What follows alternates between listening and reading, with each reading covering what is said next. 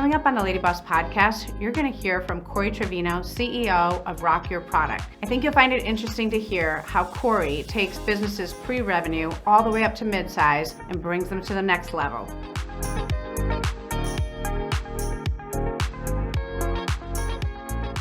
Korie, I've been waiting for this day. Thanks for being here. Thank you, Lady Boss. All right, let's get to it. You are the most businessy girl I have met in a long, long time, and I say that with the utmost of love. You know what? It's weird because you know my story, and I grew up with an entrepreneur family, but you grew up with a doctor. And how did you get this businessy? So, similar to your background, I grew up in a family where we sat and talked about real life subjects at dinner.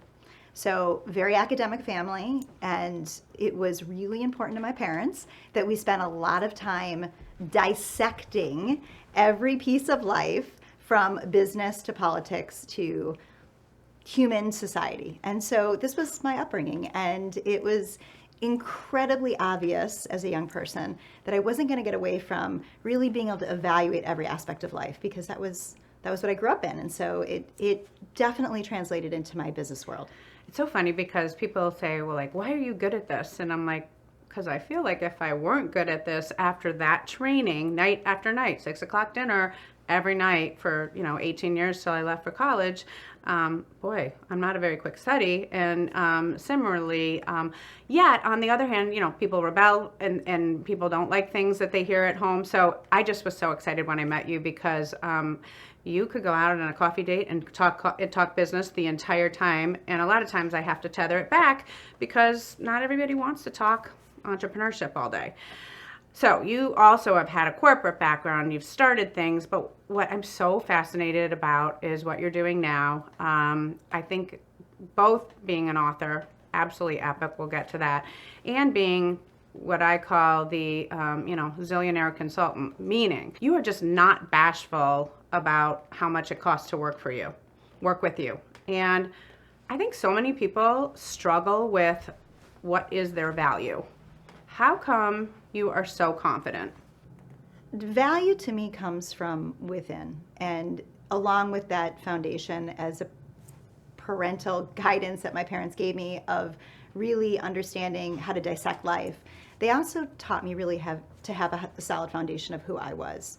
And that is such an essential part in entrepreneurship, to define and to create that experience when you work with other people, is to create an opportunity where you put yourself in front of the brilliance of which you can deliver, and not allow other people to dictate the limiting experiences that you can actually bring to the market.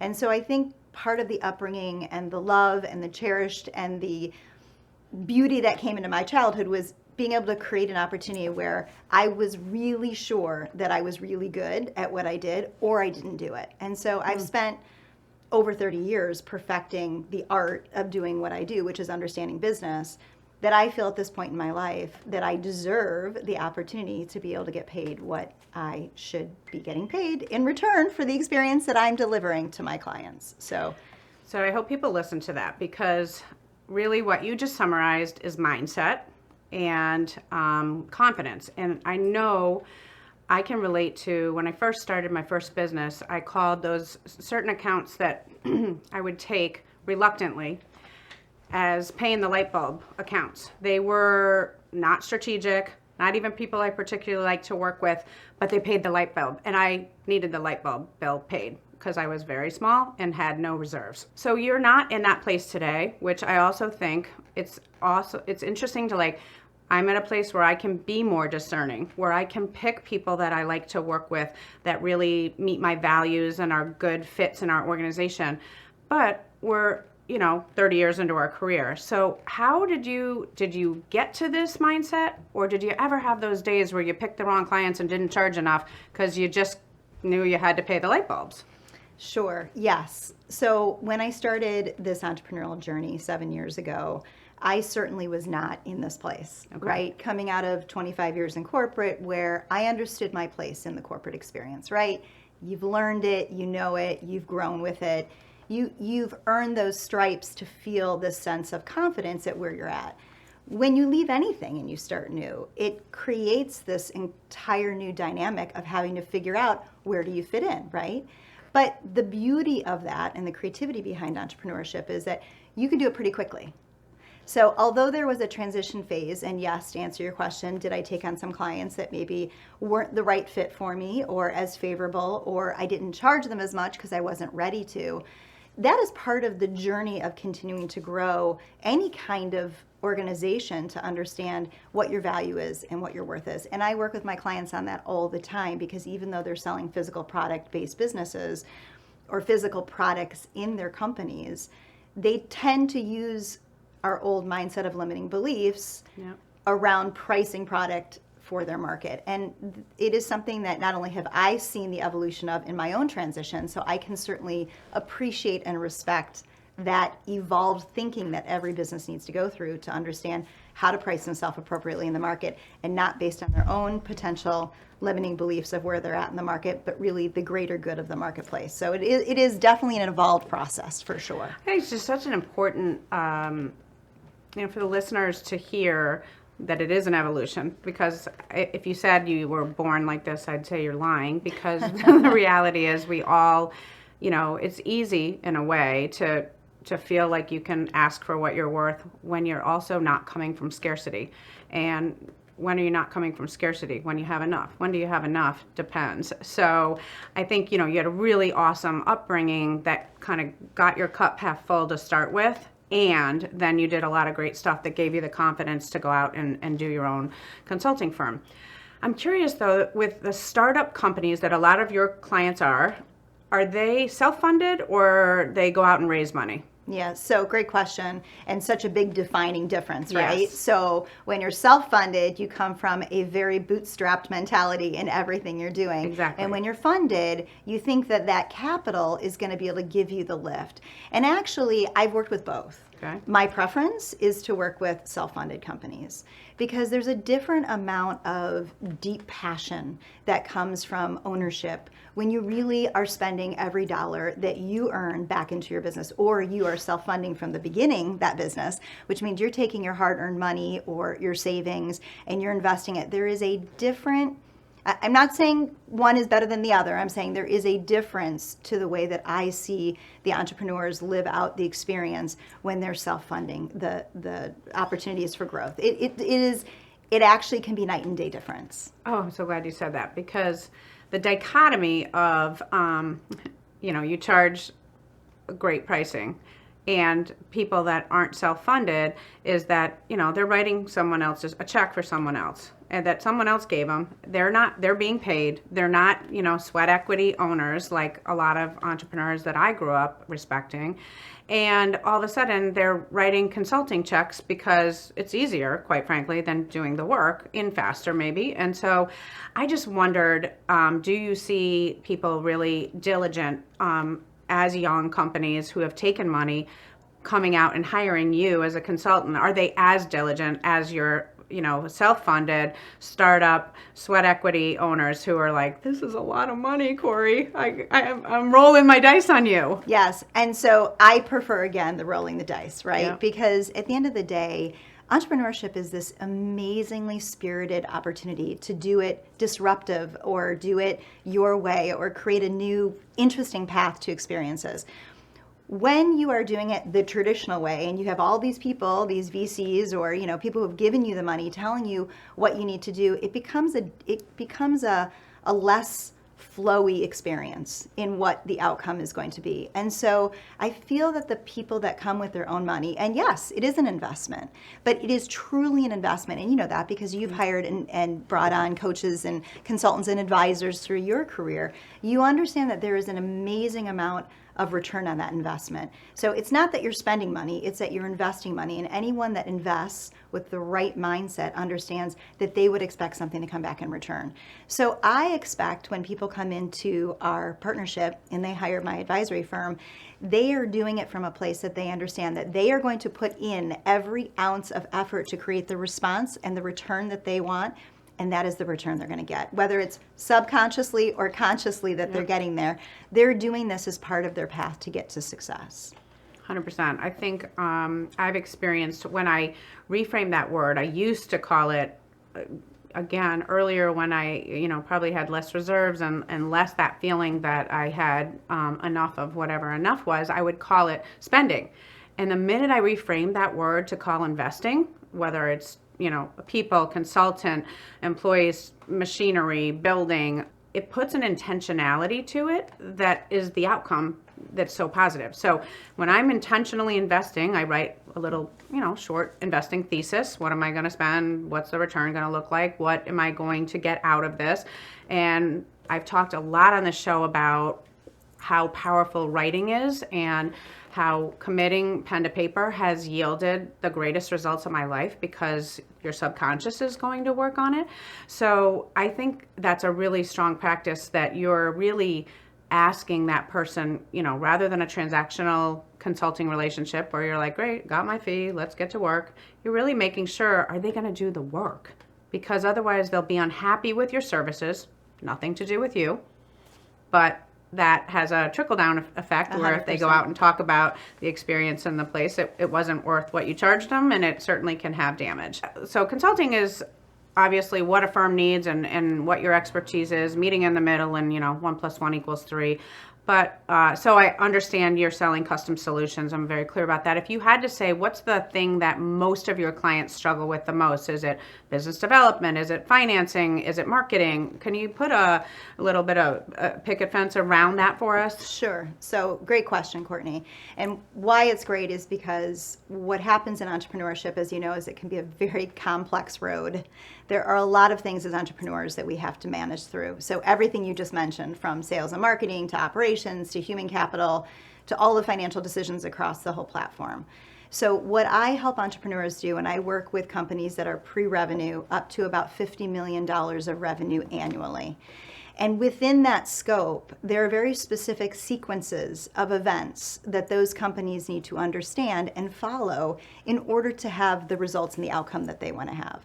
So the key to what I do in a boutique firm and personalizing the experience for each entrepreneur, their journey, their business desires, is to understand what is the sequence of events that are going to get them to the outcome. Because often they come and they are doing too many things that are naturally not, they're detracting from versus adding value to the outcome that they're looking to achieve.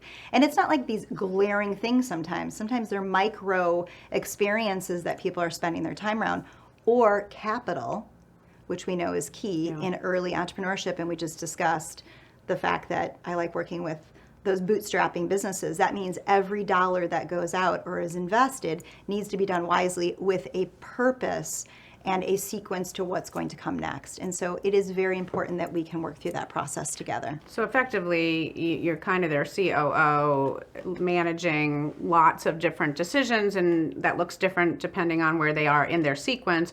But so interesting that the one caveat is they are primarily pre-revenue companies. Did I hear you say that right? So a little bit. So I go from pre-revenue up to 50 million in revenue a year. So along that trajectory, certainly a company that is pre-revenue has a specific series of things they need to be doing. The problem is they get distracted saying, well, these larger companies are doing this, so I should be doing that, but they're not there yet. Now, on the reverse, when you're a $25 or $30 million company and you're not doing certain things in your business, you are now jeopardizing the growth that you've created. So we need to address that. And then the companies that are getting that $40 or $50 million mark, they're in a whole different position of what are we looking at next, right? Kind of where we've discussed, your businesses, right? What are those next big hurdles that I want to overcome, or opportunities that I want to create for my business? And that is the $40 to $50 million range tends to fall into that. Does that make sense? Yeah, no, that was helpful. Thank you.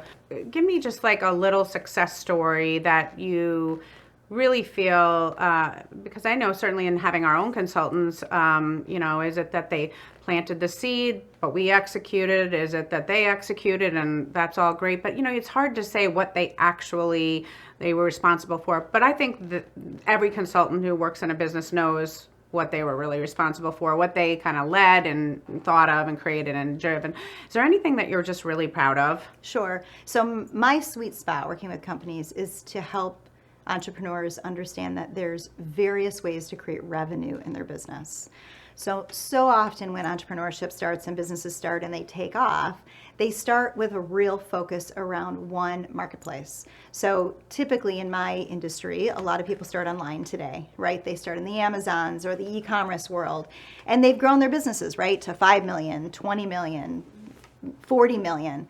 And now they're stuck in this one avenue of business, and they've lost sight of the fact that in order to have a sustainable, really truly desirable business that they may want to exit at some point, they need to actually diversify. You've talked about before, having a solo customer or solo focus in your market can be a deterrent, a distractant, and also could be a demise to your company if you allow yourself to focus on one. So the greatest piece of growth that I'm able to help any of my clients is understanding diversification in their business and different channels of distribution to actually scale and grow their businesses. So I have many examples where I have a client currently, they were doing $25 million a year online, and now we've gotten them their first $3 million of orders offline at retail.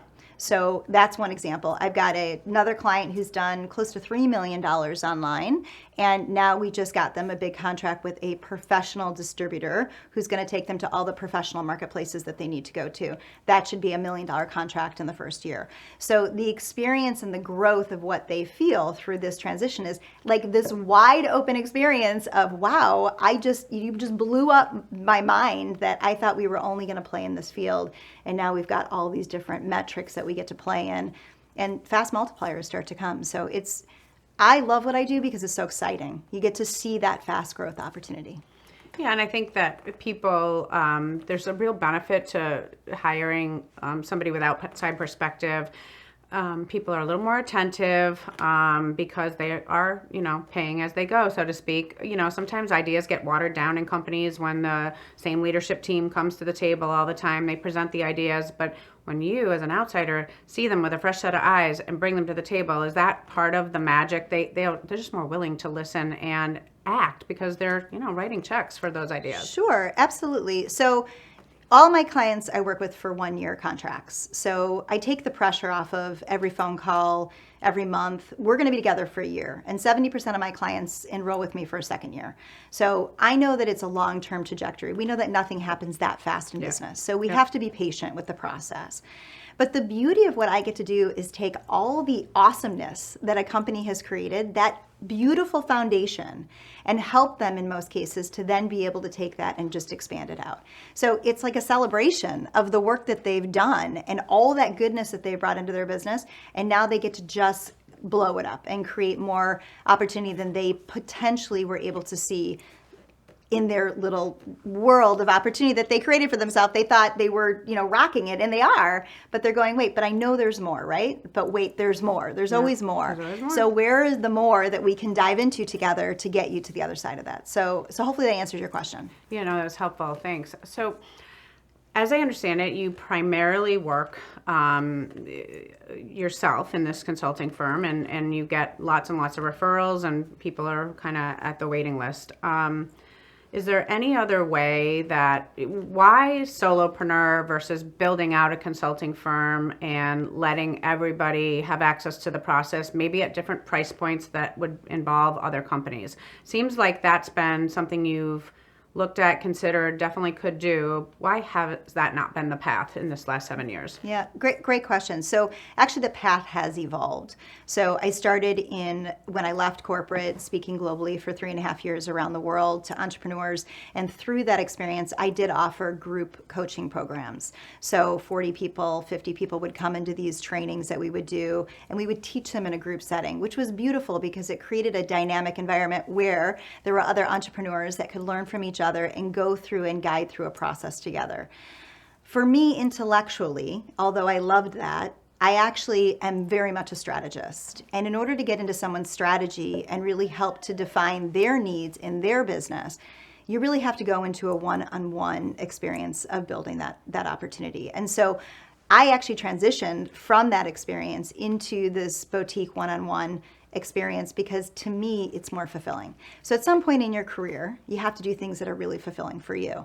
And I have fallen into this place now for the last 4 years that I absolutely love, that has given me an opportunity because I can create such grander impact. Group training only allows you to grow, meaning you, the entrepreneur, so much. But when you're one-on-one and you're held accountable every week to the growth of your business, and you're doing it with somebody else that is coming back and asking you the strategic questions, it forces you to be stronger, better, and more engaged really in the outcome of your business. And so what I've seen happen has been, to me, just beautifully defined in this transition for me, and I just feel like I'm back in my sweet spot. So that's why I'm awesome. here. That's why I'm here. Yeah, I think it's the law of the law of large numbers has a super important too. But I think you just touched on fulfillment. You touched on finding out what you drive the most value at for your customers, what you're best at. I mean, you were great at global speaking. You were great at all of those things, but if they don't hit all the buttons, and that is also the beauty about entrepreneurship, is you can say, no, I am happy being a solopreneur. I can meet my financial goals. I can hit my, things that really matter to me. And I don't know what other job there is in a world where you can kind of get your entire checklist and cake and say, okay, we did it today. And so I really like the intentionality of saying, yeah, I could build a firm, go back to hiring lots of people, managing the troops, not doing the work, which is pretty much what happens when you have a team. But you're saying, look, I like the work, I'm valuable at the work, I enjoy the clients, and I'm just doing amazing stuff. So that wasn't good enough, so you had to go write a book, huh? So first of all, just to answer that, it was like full circle back to my childhood, what you just brought for me. Because in my childhood, my parents brought me up questioning everything, being strategic, being very thoughtful in everything I do. And it was like through the corporate experience, you could do that. And then through group coaching and speaking on large stages, you could do that. But it almost like watered it down. So now I'm kind of going back to where I'm sitting across from somebody, creating a very meaningful experience for them, where I'm giving them the opportunity to really blow up and expand their world. And so for me, it's almost like full circle back to what I was raised believing. So anyways, I just wanted to bring that up because it just brought me through that experience of, yeah, I'm back where I feel like I'm home. This is home for me. So writing a book, so becoming an expert, right? Leaving corporate and thinking, what are the things that you need to do as an entrepreneur in the world? Outside of being now a serial entrepreneur and investing in all different things, which is like having a holding company, right? You've got your hands in the pot in a lot of different things. And that's really what I've become over the last 7 years, is really a serial entrepreneur. But one of those things was writing a book. And it was kind of like, when people run marathons and you're like, God, that's crazy. Like all the training and all the work that goes into that, and like the blood, the sweat, the tears, and yet people do it, right? Even though it's physically maybe not great for your body, people do it. So there's always that challenge that you're looking for. And I love a good challenge.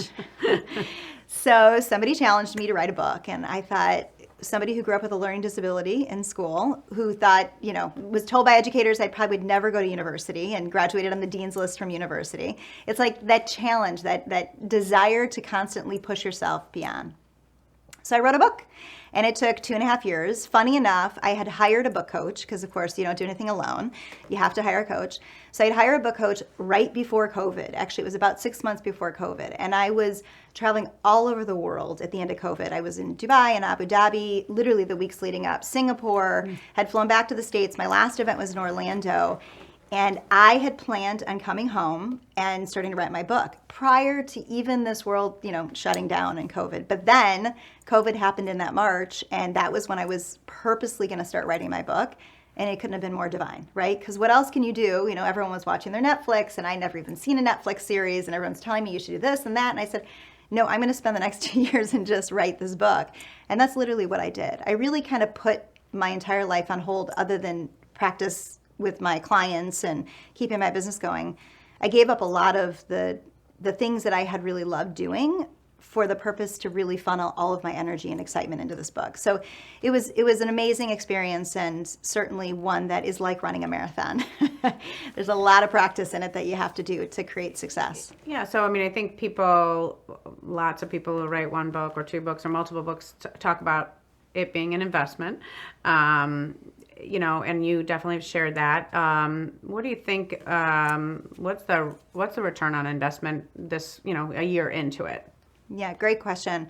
So I think everyone in their life should write a book at some point. One, you become a much better writer. So I would say I have become a much better writer for writing a book.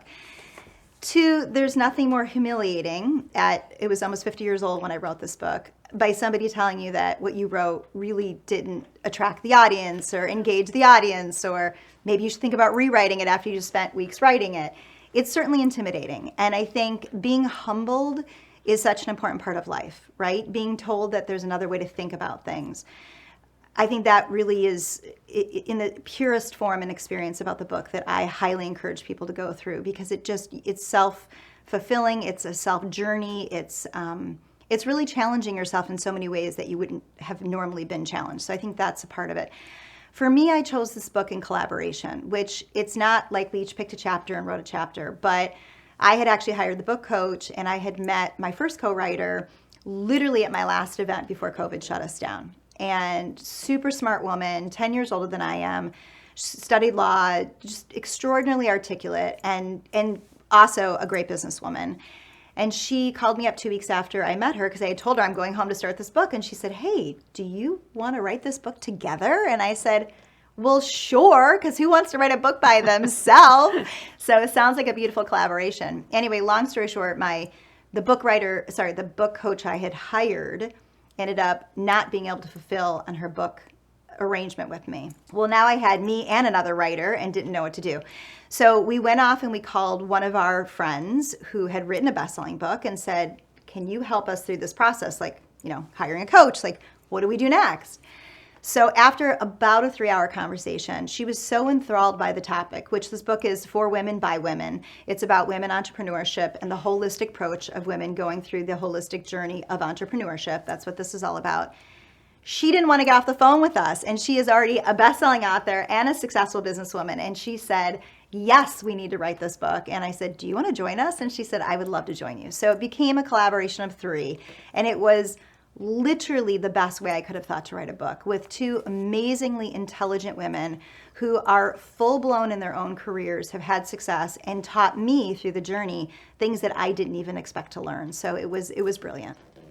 So good. I think it's very similar to what we talked about, like picking the right partner. You were picking no different than some of your clients right now who go into business with a partner. Does it work out? Does it not? You're picking a partner when you're going through something that's 2 years. And the book is out. The book is wildly successful. I don't think I heard you say what were the big takeaways.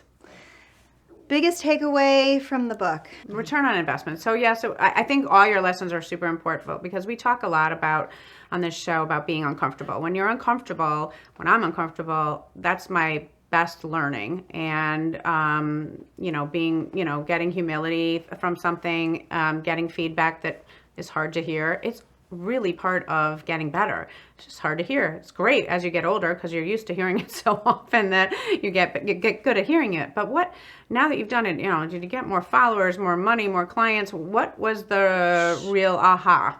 So the book is called B, from passion and purpose and product and prosperity. So it really is the holistic approach of entrepreneurship. What is your passion? What are you doing purposefully to get there?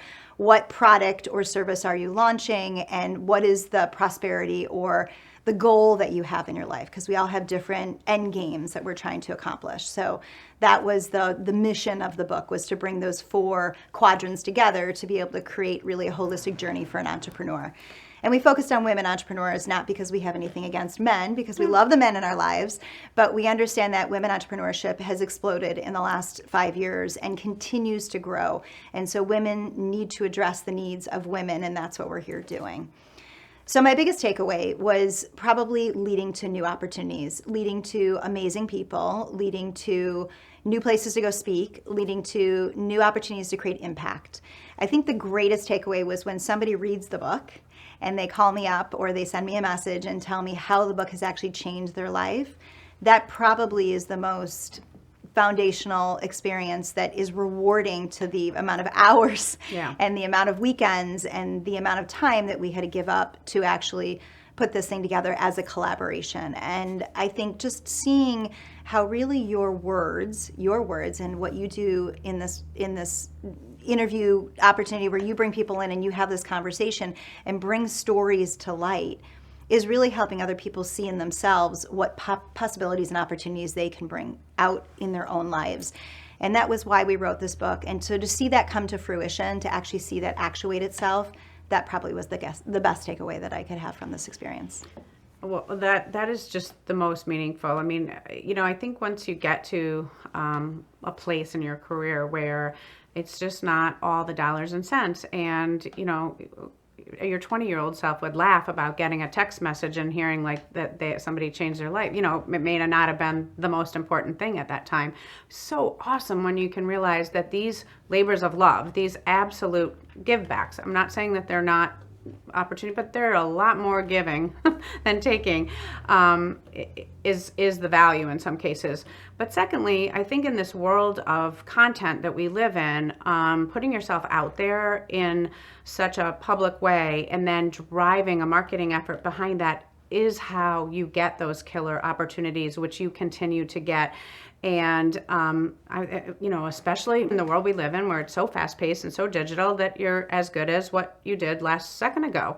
So the fact that you spent that effort to get a best-selling book and that just happened is really a leading indicator for what's to come for you. So as we wrap this up, if we were looking out a couple years from now, what do you think that Korie's life's going to look like? What do you think you'll be doing more of, and what do you think you'll be doing less of? Great question. So I'm a big believer that you have to continually invest in yourself. So part of writing a book, part of doing podcasts, part of speaking at events, part of giving back is that you're continually investing in yourself to grow and expand, and that allows you to be relevant.